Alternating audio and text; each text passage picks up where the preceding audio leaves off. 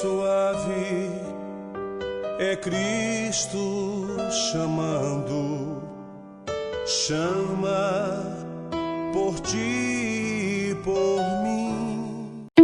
A Real Bus está de volta à estrada. Uma volta responsável e controlada, seguindo todo o protocolo de higiene recomendado pelas autoridades de saúde. Uso obrigatório de máscaras, álcool em gel para todos, higienização completa dos ônibus e renovação do ar a cada minuto durante o trajeto. Se o seu destino for João Pessoa, Campina Grande, São João do Cariri, Serra Branca, Sumé, Monteiro, São José dos Cordeiros ou São Sebastião do Umbuzeiro, conte com a gente. Mesmo em tempos desafiadores, o compromisso da Real Bus é com a sua satisfação. Olá, telespectador do Opção para a Vida. Que bom nos reencontrarmos nesta manhã de quinta-feira, hoje 8 de outubro.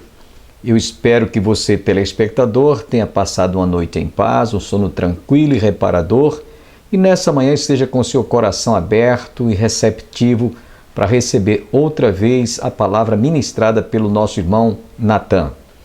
Também ouviremos ainda o grupo de jovens cantores da nossa igreja Nova Voz. Portanto, essa é a nossa programação, esse é o nosso cardápio para você que está conosco, iniciando mais um dia que Deus está acrescentando à nossa existência. Antes, desejamos orar. E nós vamos orar agora pelas eleições que se aproximam, tanto aqui no nosso país, no Brasil, quanto na América do Norte. Os Estados Unidos estará escolhendo o seu presidente Trump. E aqui no Brasil, nós vamos estar elegendo e escolhendo prefeitos e também vereadores para administrar as nossas cidades.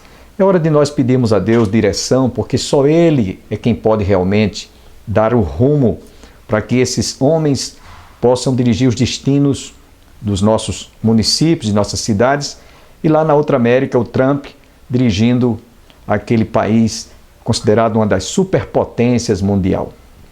Oremos, portanto, e confiemos que o nosso Deus, que é soberano, Ele vai dirigir realmente e orientar o povo quanto à escolha dos seus legítimos representantes. Uma coisa eu costumo dizer sempre em épocas de eleição, que você não corrompa, que você não negocie, não aceite suborno, não seja subornado negociando o seu voto. Sabem por quê? Porque isso vai custar muito caro. Você vai pagar o preço de não ter saúde, que é básica e fundamental, educação, moradia, enfim, nós vamos sofrer e vamos pagar o preço da nossa falta de consciência, de dignidade como cristãos. Portanto, vamos orar nesse instante. Pai, queremos te agradecer, porque nessa oportunidade nós estamos te apresentando o nosso país, que estará escolhendo os seus prefeitos para as cidades, nas capitais, e também te pedimos que tu abençoes aqueles que vão ser escolhidos para serem assessores dos prefeitos, os vereadores, bem como na América do Norte. Pedimos-te, ó Deus, pelas eleições que ocorrerão nesses próximos dias, quanto à escolha do seu presidente. Abençoe, portanto, este país que é tão rico, Senhor, que é também considerado uma das superpotências mundial, para que não permitas que aqueles que vão possivelmente, Senhor, trazer dificuldades para as nações e para os nossos estados aqui no Brasil, esses homens sejam realmente orientados e escolhidos por Ti, para que não venhamos a sofrer certamente as consequências de uma má escolha. Portanto, eu te peço, agradecido, tudo isto mais uma vez, em nome de Jesus. Amém. Eu quero lembrar a todos que Israel, lá, 1 Samuel capítulo 8, quando desprezou o governo teocrático de Deus e abraçou a democracia para parecer como as demais nações, deu tudo errado. Fizeram uma escolha errada. Escolheram um homem pela aparência, Saul. Foi um desastre para toda a nação de Israel. Portanto, esse é o perigo que nós poderemos correr também em fazermos escolhas erradas. Porquanto, guarda esta reflexão no seu coração. Fiquemos agora com o conjunto Nova Voz.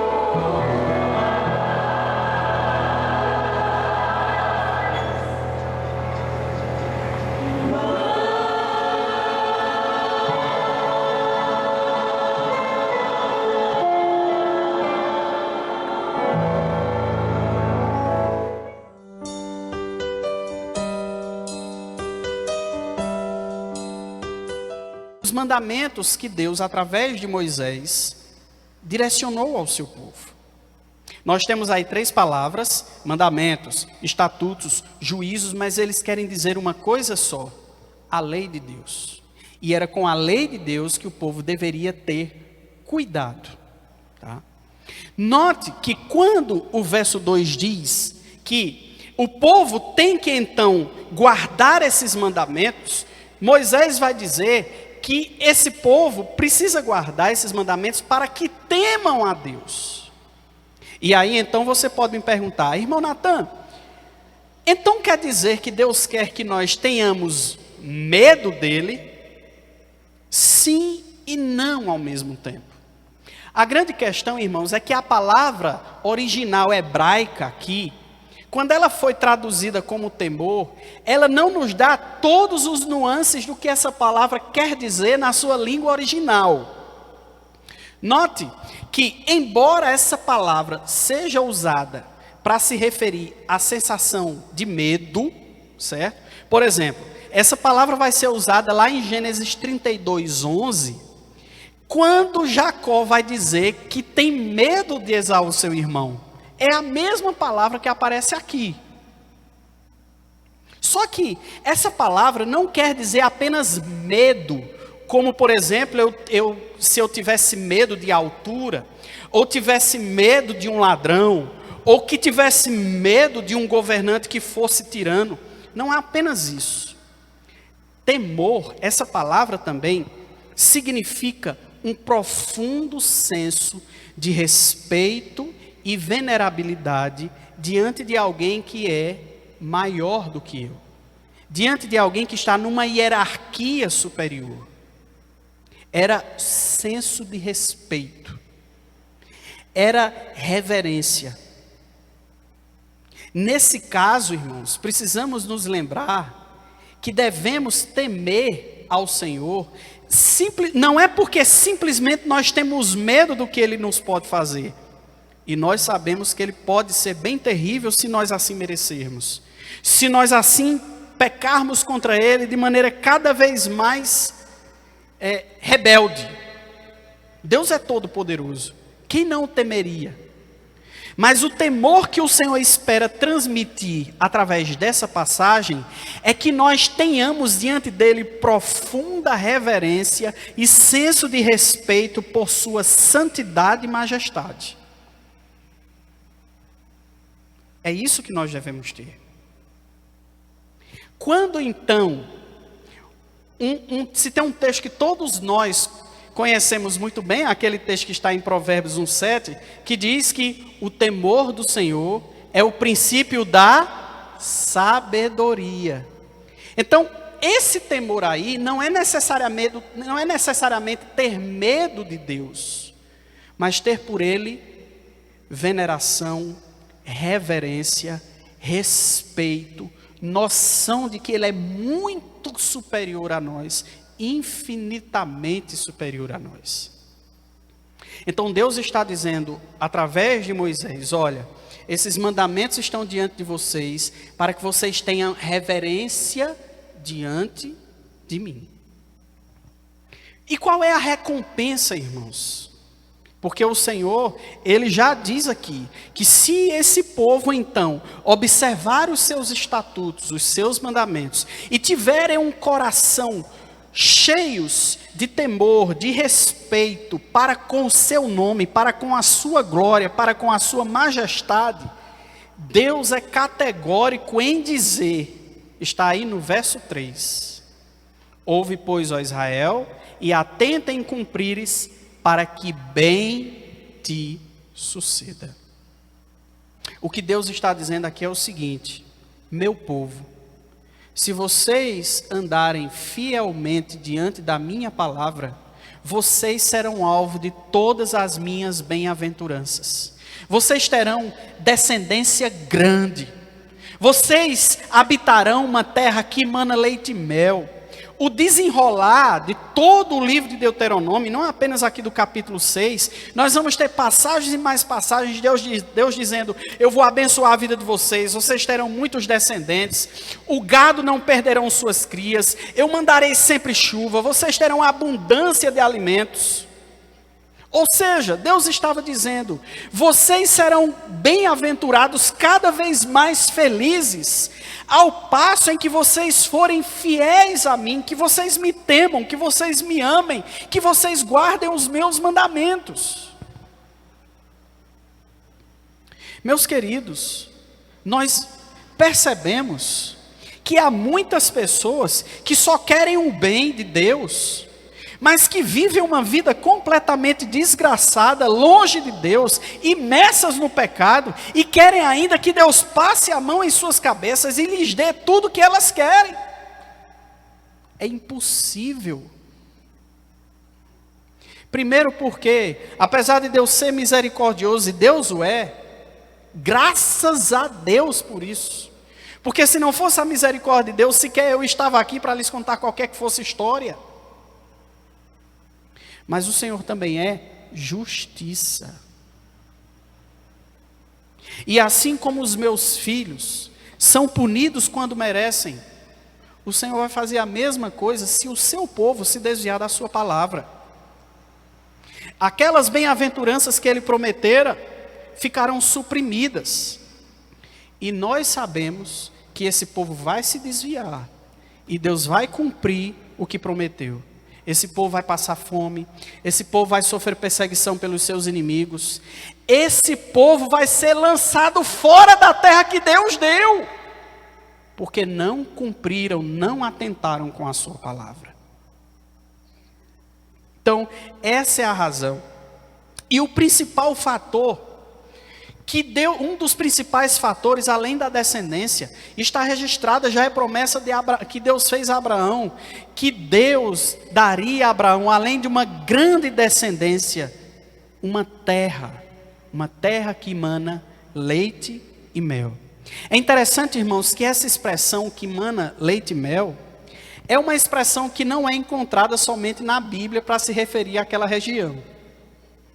Nós vamos encontrar essa mesma expressão, conforme o irmão Thompson escreveu no seu comentário de Deuteronômio, né?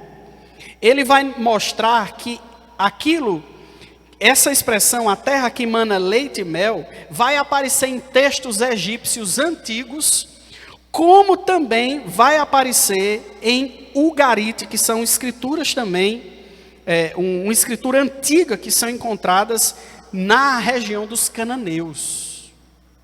Então não era somente na Bíblia que nós vamos encontrar essa referência para se reportar à terra que hoje é conhecido como o norte da Palestina, mas essa é uma referência antiga para aquele lugar.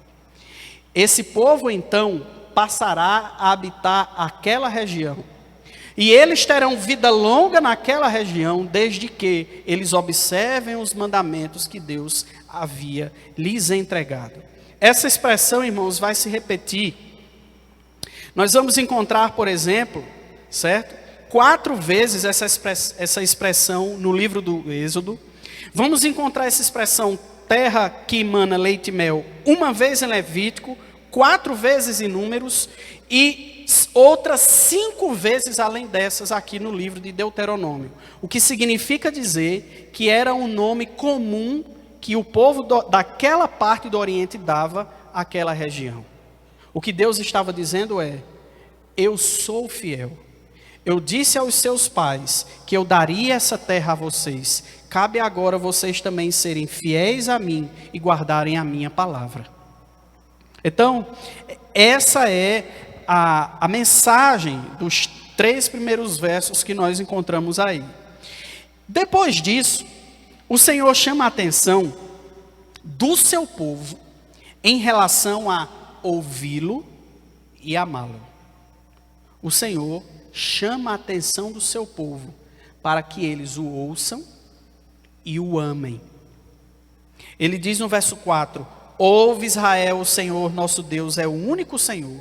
Amarás, pois, o Senhor teu Deus de todo o teu coração, de toda a tua alma, de toda a tua força. E estas palavras que hoje te ordeno estarão no teu coração. Isso nós encontramos aí entre os versos 4 e versos 6.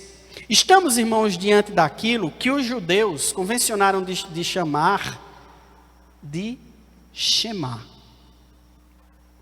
Essa é a base, preste atenção nisso, irmãos.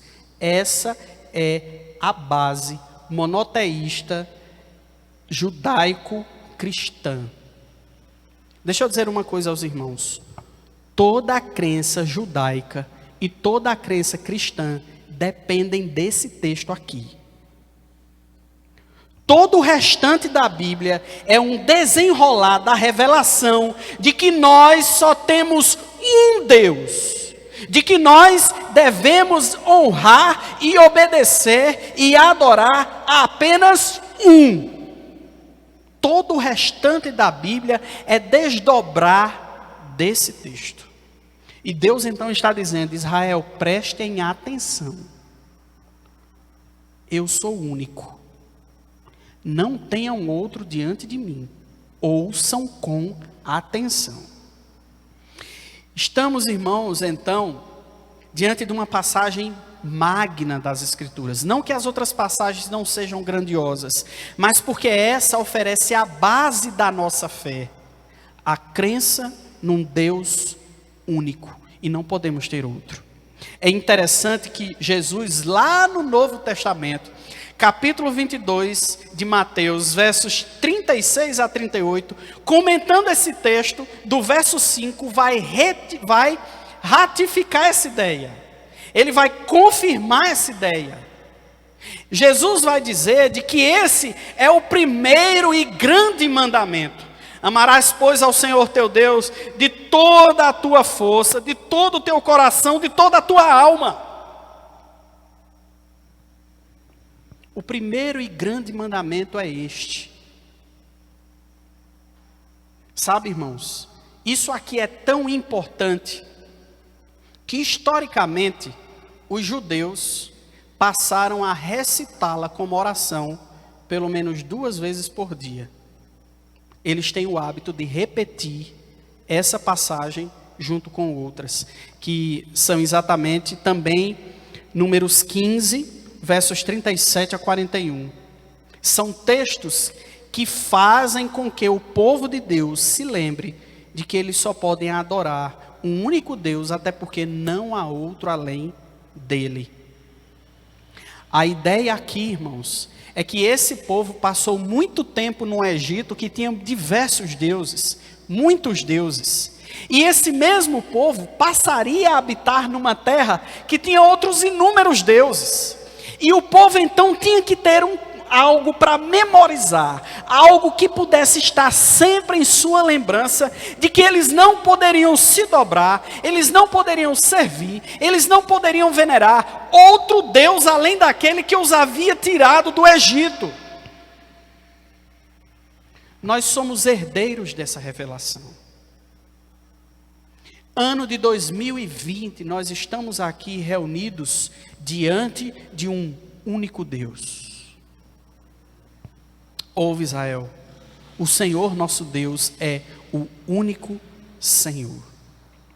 É preciso notar, irmãos, no entanto, que essa unicidade apresentada por esse texto não apresenta de maneira nenhuma contradição com a teologia da Trindade, com a doutrina da Trindade. Porque a palavra que é usada aqui como único, por incrível que pareça, ela também foi utilizada no relacionamento entre Adão e Eva, quando diz que eles serão uma só carne. É a mesma palavra. A mesma palavra. E o que é que acontecia entre Adão e Eva? 2 pessoas diferentes num relacionamento entre si. E nós, embora o texto bíblico não tenha a palavra trindade, no entanto, nós notamos a pessoa do Pai, a pessoa do Filho e a pessoa do Espírito Santo como Deus, não só no Novo Testamento, mas também no Antigo Testamento. Nós temos a pregação eloquente de que nós adoramos um Deus que subsiste em 3 pessoas: Pai, Filho e Espírito Santo. Por isso, irmãos, que uma das confissões históricas do protestantismo, que é a Confissão de Augsburgo, lembrando a doutrina da Trindade comenta o seguinte: há uma só essência divina, a qual é chamada Deus, e é Deus eterno, incorpóreo, impartível, de incomensurável poder, sabedoria, bondade, criador e conservador de todas as coisas visíveis e invisíveis. E, contudo, preste atenção, e contudo, há três pessoas da mesma essência e poder e coeternas: o Pai, o Filho e o Espírito Santo. Então, a Bíblia nos oferece fundamentos para crermos na Trindade, como também as nossas confissões de fé históricas apontam para a mesma verdade, obviamente. Mas note, irmãos, que no verso 5, nós temos um verbo extremamente importante a ser por nós pensado e refletido. O verso 5 começa com um verbo. Na minha versão começa com um verbo, eu acho que na maior parte das versões também. Amarás. A ordem de Deus, a vontade de Deus, é para que o seu povo o ame. E amarás, pois, o Senhor teu Deus. Irmãos, é curioso, porque essa palavra, ela carrega um sentido muito profundo. A palavra amar, que foi destacada aqui, que foi utilizada aqui, ela denota uma terna e firme afeição por algo ou por alguém. A vontade de nosso Deus, portanto, é que nós o amemos com todo o nosso ser. Ele deve ser o nosso principal objeto de amor. Não há nada nessa vida que nós devamos amar mais do que o Senhor. Entende por que Jesus disse, nos dias em que ele estava aqui na terra: aquele que ama o seu pai e sua mãe mais do que a mim, não é digno de mim. Porque, irmãos, de fato, nada pode ocupar no nosso coração o espaço primeiro que é de Deus. Absolutamente nada. Absolutamente nada deve ser objeto de amor em primeiro lugar, senão nosso Deus. Meus queridos, as palavras que são usadas nesse texto, nesse verso 5, ele diz: de todo o teu coração, de toda a tua alma, de toda a tua força. E no verso 6 diz que estas palavras estarão no teu coração. São palavras diferentes, mas que também querem dizer uma verdade pura e simples. Nós devemos amar o nosso Deus com todo o nosso ser, sem reservas. Eis o desafio. Eis o desafio. Porque, irmãos, não fosse o pecado ter nos atingido, provavelmente nós conseguiríamos. Amanhã você está convidado a continuar ouvindo o nosso irmão Natan. Amanhã ele vai concluir esta série de reflexões. Eu quero agradecer a todos quantos estiveram conosco. E nesses instantes finais do nosso programa, nós vamos ficar com o Nova Voz, louvando a Deus. Mas não esqueça de divulgar o nosso programa para que famílias, parentes e amigos possam nos acompanhar, inclusive através do canal YouTube. Inscreva-se e divulgue o nosso programa. Até amanhã, se Deus assim nos permitir.